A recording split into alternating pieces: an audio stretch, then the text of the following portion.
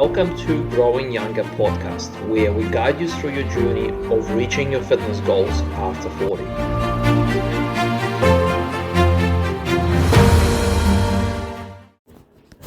Is walking enough after the age of 50? This is the topic for today's discussion. We're going to break down and we're going to answer the question if walking is sufficient to be your only type of exercise after the age of 50. Hi guys, my name is Alex Blaszewski. I'm a physiotherapist from Growing Younger Fitness, and this is going to be the discussion we're going to have today. So, to set the scene, look, every week we have a number of conversations with people who come to us and they want to kind of find out about what we do, and we ask them about their goals. And when we ask questions about what they currently do in terms of exercise, a lot of them will say something like, look, I'm actually fine, I just walk. But at the same time, they'll admit that their legs are getting weaker, that they are finding it more difficult getting up off the floor, their knee pain is not getting any better.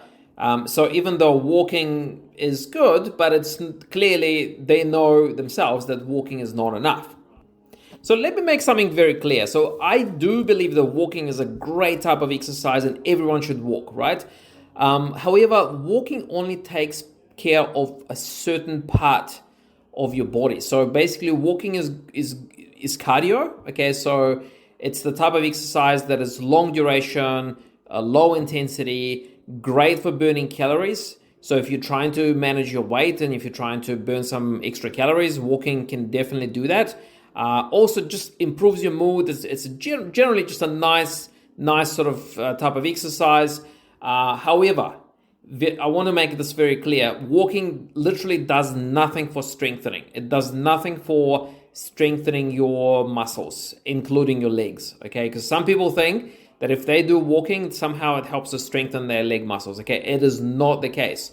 I just want to make it very clear. And in recent years, there's more and more research that says that strengthening muscle mass is critical to stay well, to stay fit and functional for longer. In fact, so the latest studies actually tell us that if you had to take a pick, if you had to decide what's more important for longevity, what's more important to stay around for longer, is it cardiovascular exercise or strengthening? So it seems like most of the data from this research is pointing towards strengthening. So that's a bit of a breakthrough, because for a while we actually believed that cardio was more important, but it seems like according to the latest data, strengthening it might even be more important than cardio. Now, I'm not saying that cardio is not important. In terms of your cardiovascular health for your heart, lungs, all that, cardio is also important, but I just want to make sure that you understand you need both, okay? You can't just walk and not do strengthening. I wouldn't suggest strengthening without doing the cardio exercise either. So to give you a bit of an analogy, if we were talking about nutrition and you told me something along the lines of, oh, I just drink water, so I don't need food, right? That would be a bit ridiculous, right? So you need both. You need water. You also need food, so to supply your body with important nutrients and calories to keep it going, right?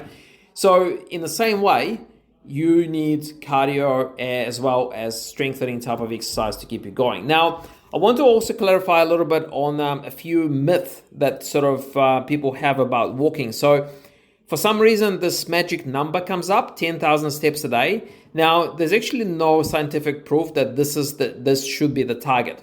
Now, where the 10,000 steps come from is actually an old 1960s Japanese pedometer marketing campaign. So someone in Japan wanted to market a pedometer, which is the device that measures your steps.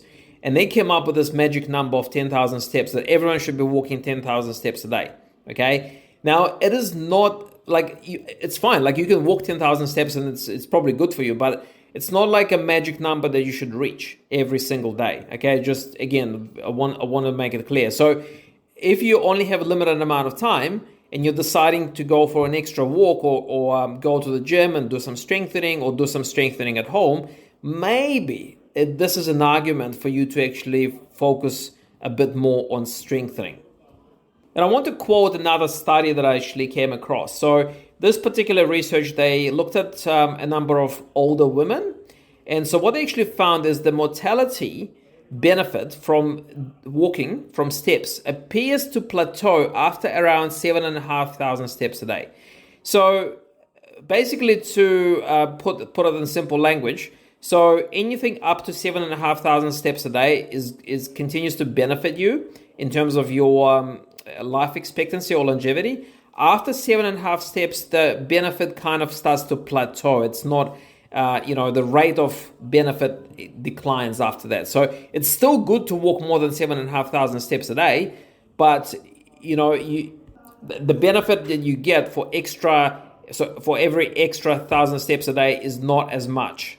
Okay, so just to be clear. So again, it's another argument for, if you're heading at least 7,000 steps a day, then if you have a bit of extra time, it might be worthwhile to hit the gym instead. I also think that this false target of 10,000 steps a day, sometimes it does more harm than good, because, for someone who is busy, or someone maybe who's a bit frail, to reach 10,000 steps a day is actually quite a big ask, okay? And so people fail to achieve the 10,000 steps that they have in their mind. And then that sense of failure makes them give up exercise in general, okay? So what I'm trying to say is, look, if you are walking 10,000 steps, keep doing it. Absolutely, go for it. Like, I think it's good for you, okay? But if you only have that much time in the day, or, if you don't have enough, let's say, energy to do 10,000 steps and also go to the gym as well, then maybe do less steps. Maybe target 6,000 steps a day, and then also go to the gym to make sure you keep your muscles stronger. Because, as I said, more and more research tells us that strengthening is important. In fact, it may be even more important than cardio exercise, particularly as we get older. So to quickly summarize what we just talked about. So look, walking, absolutely very important. It has so many benefits for your health. Good for your heart, it helps to improve your mood. If your blood sugar is a bit borderline, it helps to improve your blood sugar levels. Great for joints. In fact, there was a research lately for those people who suffer from back pain. They actually found that walking can be as good as core strengthening to relieve your to help get some relief from lower back pain. So it's not a conversation of one or the other, it's and. Okay, so you should be walking, but you should also be doing a sufficient amount of strength training as well. I think part of the reason why some people skip the strengthening part is because they don't actually know where to start. So walking is simple. Anyone can do walking, but strengthening, you got to know what exercises to do. If you have no idea, you probably need to go and see a personal trainer. So it creates an extra barrier you have to overcome. And I think that's part of the reason why some people shy away from doing strength training. But look, honestly, it is worth the extra effort. I think it will, if you make the effort of going and seeing a personal trainer, or just if you know what you're doing, then keep doing it. I think strengthening, it's a must. It's non-negotiable. It will make your life so much better in the future, and also it will probably extend it as well. So in terms of strength training, you should probably aim for at least 2 strength sessions a week, okay? Now, just to be clear, when I say strength training, I don't mean lifting heavy weights or doing any of the stuff you see on TV that, bodybuilders do. Strength training has nothing to do with it, okay? We're not trying to make a bodybuilders out of you, okay? So just doing a bit of resistance work twice a week, and look, you can do this at home. You don't have to go to the gym. Okay, now if you walk at the moment, you can do a bit of an upgrade. So with walking, you can do some hills. So hill walking can do a little bit of strengthening. Again, in most cases, it may not be enough, but hill walking can give you a bit of a strengthening benefit as well.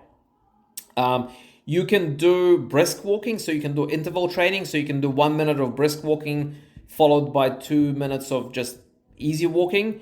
Again, with a bit of pace, it may have a mild strengthening effect on your leg muscles. Or you can place a backpack with some books in it, so a little bit of weight on your back when you go for walks. So if you put a backpack and do a little bit of hills, that will improve the strengthening effect on your leg muscles. But just please understand that just doing more walking, if that's what you currently do, is not going to give you stronger legs. It's not going to help you get yourself up off the floor easier. It's probably not going to help you climb stairs easier if you're starting to struggle with it. Okay, so just want to make this message very clear. Okay, and guys, look, if you know someone who says that they only do walking and that's enough for them, I would appreciate if you share this podcast with them, so they can hopefully start strengthening their muscles as well. All right, all the best for now. Speak to you on the next podcast.